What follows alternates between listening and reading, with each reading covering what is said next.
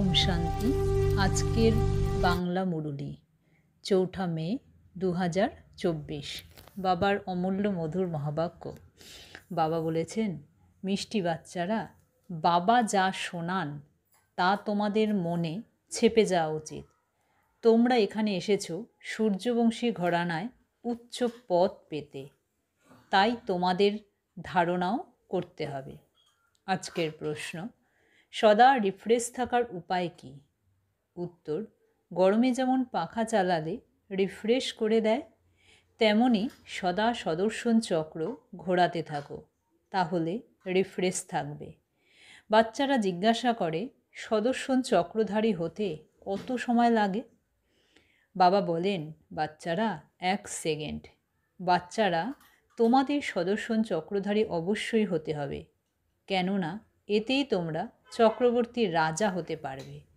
সদর্শন চক্র যারা ঘোরায় তারাই সূর্যবংশী হয়। ওম শান্তি। পাখা যখন ঘোরে তখন সবাইকে রিফ্রেশ করে দেয়। তোমরাও যখন সদর্শন চক্রধারী হয়ে বসো তখন খুবই রিফ্রেশ হয়ে যাও। সদর্শন চক্রধারীর অর্থ কেউ জানে না, তাই তাদের বোঝানো উচিত। বুঝতে না পারলে চক্রবর্তী রাজা হতে পারবে না। সদর্শন চক্রধারীরা নিশ্চিত হবে যে আমরা চক্রবর্তী রাজা হওয়ার জন্য সদর্শন চক্রধারী হয়েছি। কৃষ্ণের হাতেও চক্র দেখানো হয়। তারা লক্ষ্মী নারায়ণের কম্বাইন্ড স্বরূপকেও দেয়, আবার পৃথকভাবেও দেয়। সদর্শন চক্রকে বুঝতে হবে, তবেই চক্রবর্তী রাজা হতে পারবে। এই কথা তো খুবই সহজ। বাচ্চারা জিজ্ঞাসা করে, বাবা, সদর্শন চক্রধারী হতে কত সময় লাগবে? বাবা বলেন, বাচ্চারা 1 সেকেন্ড। এরপর তোমরা বিষ্ণুবংশী হও। দেবতাদের বিষ্ণুবংশী বলা হবে। বিষ্ণুবংশী হতে হলে প্রথমে তো শিববংশী হতে হবে, এরপর বাবা বসে সূর্যবংশী বানান। এই শব্দ তো খুবই সহজ। আমরা নতুন বিশ্বে সূর্যবংশী হই। আমরা নতুন দুনিয়ার মালিক চক্রবর্তী রাজা হই। সদর্শন চক্রধারী থেকে বিষ্ণুবংশী হতে 1 সেকেন্ড সময় লাগে। আমাদের তৈরি করেন শিব বাবা। শিব বাবাই বিষ্ণুবংশী বানান, আর কেউই তা বানাতে পারে না। এ তো বাচ্চারা জানে যে বিষ্ণু পুরী হয় সত্যযুগে, এখানে নয়। এ হলো বিষ্ণুবংশী হওয়ার যুগ। তোমরা এখানে আসোই বিষ্ণু বংশে আসার জন্য, যাকে তোমরা সূর্যবংশী বলো। জ্ঞান সূর্যবংশী শব্দ খুবই ভালো। বিষ্ণু ছিলেন সত্যযুগের মালিক, তার মধ্যে লক্ষ্মী নারায়ণ দুই আছে। এখানে বাচ্চারা এসেছে লক্ষ্মী নারায়ণ অথবা বিষ্ণুবংশী হওয়ার জন্য। এতে খুশিও অনেকেই হয়। নতুন দুনিয়ায়, নতুন বিশ্বে, স্বর্ণযুগের বিশ্বে তোমাদের বিষ্ণুবংশী হতে হবে। এর থেকে উঁচু পদ আর নেই। এতে তো খুবই খুশি হওয়া উচিত। প্রদর্শনীতে তোমরা বোঝাও, তোমাদের এইম অবজেক্ট হলো এটাই। তোমরা বলো যে এ অনেক বড় ইউনিভার্সিটি, একে বলা হয় আধ্যাত্মিক স্পিরিচুয়াল ইউনিভার্সিটি। এইম অবজেক্ট এই চিত্রতে আছে। বাচ্চাদের এই কথা বুদ্ধিতে রাখা উচিত। তোমরা কিভাবে লিখবে যাতে বাচ্চাদের বোঝাতে 1 সেকেন্ড সময় লাগে? তোমরাই তা বোঝাতে পারো। ওতেও তো লেখা আছে, আমরা অবশ্যই বিষ্ণুপুরীর দেবী দেবতা ছিলাম, অর্থাৎ দেবী দেবতা কুলের ছিলাম। আমরাই স্বর্গের মালিক ছিলাম। বাবা বোঝান যে মিষ্টি মিষ্টি বাচ্চারা, তোমরাই ভারতে 5000 বছর পূর্বে সূর্যবংশী দেবী দেবতা কুলের ছিলে। বাচ্চাদের এই কথা এখন বুদ্ধিতে এসেছে। শিব বাবা বাচ্চাদের বলেন যে, হে বাচ্চারা, তোমরা সত্যযুগে সূর্যবংশী ছিলে। শিব বাবা এসেছিলেন সূর্যবংশী ঘরানা স্থাপন করতে। ভারত অবশ্যই স্বর্গ ছিল। এরাই পূজ্য ছিল। কেউ তখন পূজারী ছিল না। পূজার কোনো সামগ্রীও তখন ছিল না। এই শাস্ত্রতেই পূজার নিয়ম কানুন ইত্যাদি লেখা আছে। এসব হলো সামগ্রী। তাহলে অসীম জগতের বাবা শিব বাবা বসে তোমাদের বোঝান। তিনি হলেন জ্ঞানের সাগর, মনুষ্য সৃষ্টির বীজরূপ। তাকে বৃক্ষপতি বা বৃহস্পতিও বলা হয়। বৃহস্পতির দশা উঁচুর থেকেও উঁচু হয়। বৃক্ষপতি তোমাদের বোঝাচ্ছেন তোমরা পূজ্য দেবী, দেবতা ছেলে, তারপর পূজারী হয়েছ। যে দেবতারা নির্বিকারী ছিল তারা কোথায় গেল? অবশ্যই তারা পুনর্জন্ম নিতে নিতে নিচে নামবে। তাই এক একটি অক্ষর নোট করা দরকার, মনে নাকি কাগজে। এ কথা কে বুঝিয়ে বলেন? শিব বাবা। তিনিই স্বর্গের রচনা করেন। শিব বাবাই বাচ্চাদের স্বর্গের অবিনাশী উত্তরাধিকার দেন। বাবা ছাড়া আর কেউই তা দিতে পারে না। লৌকিক বাবা তো হলেন দেহধারী। তোমরা নিজেকে আত্মা মনে করে পারলৌকিক বাবাকে স্মরণ করো। বাবা বাবা তখন উত্তর দেন, হে বাচ্চারা, তাহলে তো অসীম জগতের বাবা হয়ে গেলেন, তাই না? বাচ্চারা, তোমরা সূর্যবংশী পূজ্য দেবী দেবতা ছিলে, এরপর পূজারী হয়েছ। এ হলো রাবণের রাজ্য। প্রতি বছর রাবণকে জ্বালানো হয়, তবুও মরেই না। 12 মাস পর আবার রাবণকে জ্বালাবে। সিদ্ধ করে দেখায় যে আমরা রাবণ সম্প্রদায়ের। রাবণ অর্থাৎ 5 বিকারের রাজ্য কায়েম আছে। সত্যযুগে সবাই শ্রেষ্টাচারী ছিল। এখন কলিযুগ হলো পুরানো ভ্রষ্টাচারী দুনিয়া।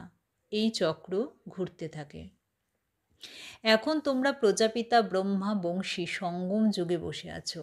তোমাদের বুদ্ধিতে আছে যে আমরা ব্রাহ্মণ, এখন আমরা শূদ্রকুলের নই। এই সময় হলোই আসুরি রাজ্য। বাবাকে বলা হয়, হে দুঃখহর্তা, হে সুখকর্তা। সুখ এখন কোথায় আছে? সত্যযুগে। দুঃখ কোথায় আছে?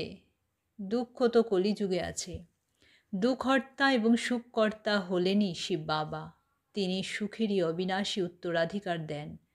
সত্যযুগকে সুখধাম বলা হয়, সেখানে দুঃখের নাম মাত্র থাকে না। তোমাদের আয়ুও সেখানে অনেক বেশি হয়, তাই কান্নার কোনো প্রয়োজন নেই। সময় মতো পুরানো শরীর ত্যাগ করে নতুন শরীর ধারণ করে। তারা মনে করে যে শরীর এখন বৃদ্ধ হয়ে গেছে। প্রথমে ছোট ছোট বাচ্চারা শতগুণী হয়, তাই বাচ্চাদের ব্রহ্মজ্ঞানীর থেকেও উঁচু মনে করা হয়।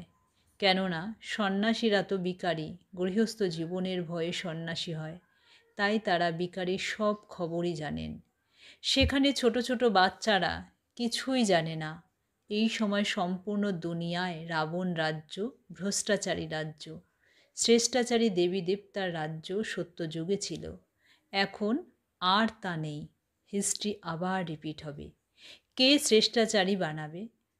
এখানে তো একজনও শ্রেষ্টাচারী নেই। এতে বিশাল বুদ্ধির প্রয়োজন। এ হলো পরশ পাথর তুল্য বুদ্ধি তৈরি করার যুগ। বাবা এসেই পাথর বুদ্ধি থেকে পরশ পাথর তুল্য বুদ্ধির তৈরি করেন। বলা হয় যে সুসঙ্গ উদ্ধার করে আর কুসঙ্গ পতনের দিকে নিয়ে যায়। সত্য বাবা ছাড়া দুনিয়াতে সবই কুসঙ্গ। বাবা বলেন যে আমি তোমাদের সম্পূর্ণ নির্বিকারী বানিয়ে যাই। এরপর সম্পূর্ণ বিকারী কে বানায়? মানুষ বলে, আমরা কি জানি? বাবা বসে বোঝান, মানুষ তো কিছুই জানে না। এ তো রাবণ রাজ্য, তাই না?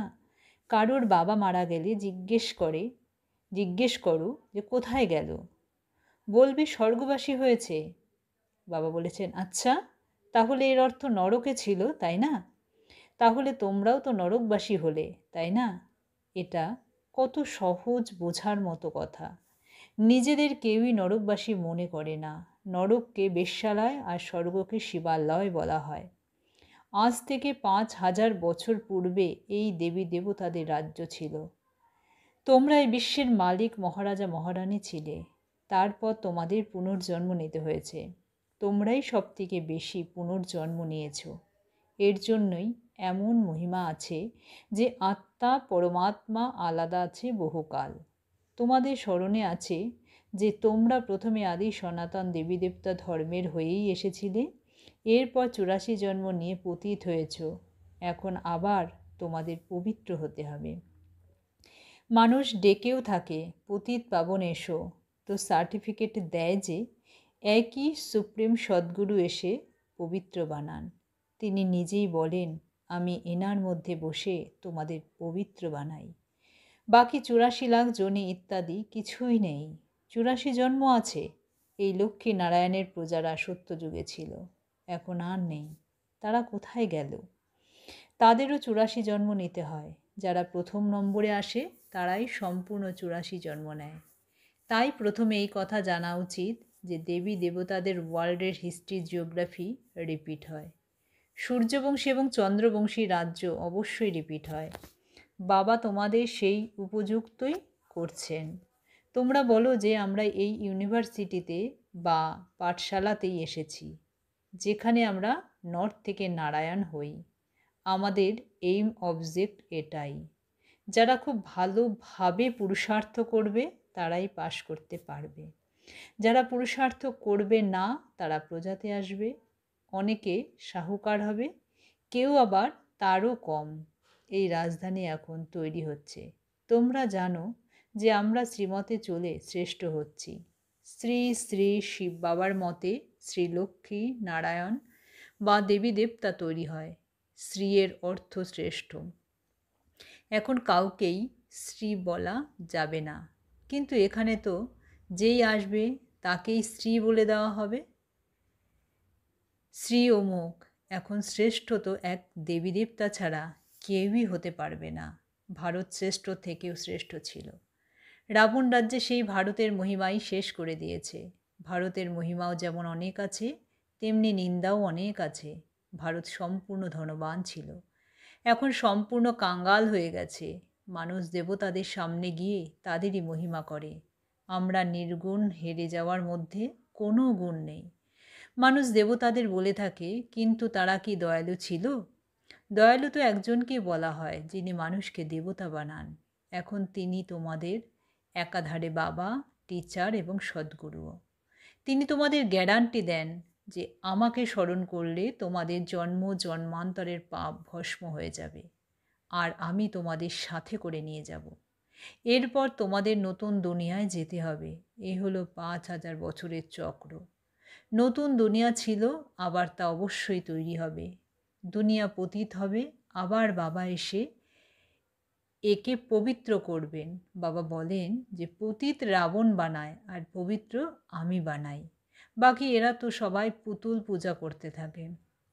তারা একথা জানেই না যে রাবণের কেন 10 মাথা দেখানো হয়, বিষ্ণুকেও 4 হাত দেওয়া হয়।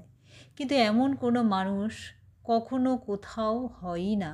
যদি 4 হাতের কোনো মানুষ হতো তাহলে তার যে সন্তান জন্ম নিত তারও 4 হাত হওয়া উচিত ছিল। এখানে তো সকলেরই 2টি হাত। কেউ কিছুই জানে না।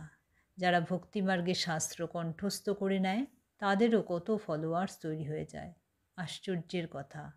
ইনি তো হলেন বাবা, ইনি জ্ঞানের অথরিটি। কোনো মানুষই জ্ঞানের অথরিটি হতে পারে না। জ্ঞানের সাগর তোমরা আমাকে বলো, অলমাইটি অথরিটি, এ হলো বাবার মহিমা। তোমরা বাবাকে স্মরণ করো এবং বাবার থেকে শক্তি গ্রহণ করো, যাতে তোমরা এই বিশ্বের মালিক হয়ে যাও। তোমরা বুঝতে পারো যে আমাদের মধ্যে অনেক শক্তি ছিল, আমরা নির্বিকারী ছিলাম।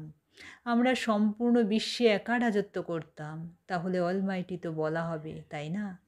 এই লক্ষ্মী নারায়ণ ছিল সম্পূর্ণ বিশ্বের মালিক। এই শক্তি তারা কোথা থেকে পেয়েছে? বাবার থেকে। তিনি তো হলেন উঁচুর থেকে উঁচু ভগবান, তাই না? তিনি কত সহজভাবে বুঝিয়ে বলেন। এই 84 চক্রকে বোঝা তো খুবই সহজ, তাই না? যার দ্বারা তোমরা এই বাদশাহী পাও। পতিত মানুষ এই বিশ্বের বাদশাহী পেতে পারে না।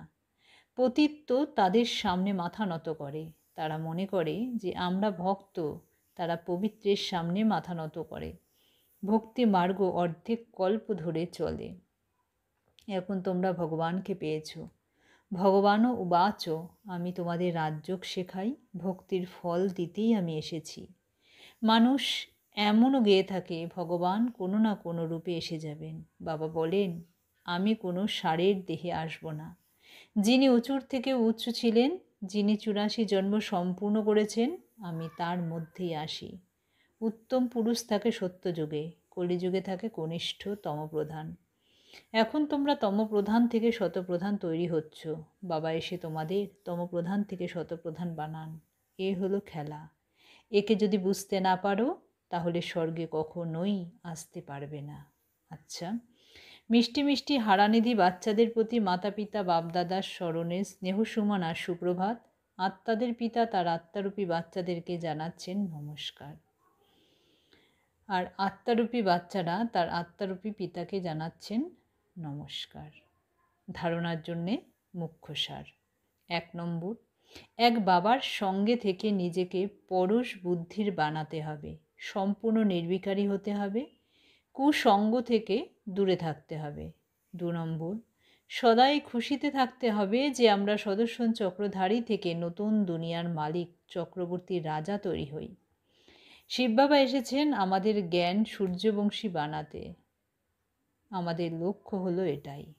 আজকের বরদান দিয়েছেন বাবা, বিঘ্নগুলিকে মনোরঞ্জনের খেলা মনে করে অতিক্রমকারী নির্বিঘ্ন বিজয়ী ভব। বিস্তারে বাবা বলেছেন যে বিঘ্ন আসা এ হলো ভালো কথা, কিন্তু বিঘ্ন যেন পরাজিত না করে। বিঘ্ন আসে মজবুত বানানোর জন্য, সেই জন্য বিঘ্ন এলে ঘাবড়ে যাওয়ার পরিবর্তে তাকে মনোরঞ্জনের খেলা মনে করে অতিক্রম করে নাও, তখন বলা হবে নির্বিঘ্ন বিজয়ী। যখন সর্বশক্তিমান বাবা সাথে আছেন তখন ঘাবড়ানোর কোনো কথা নেই।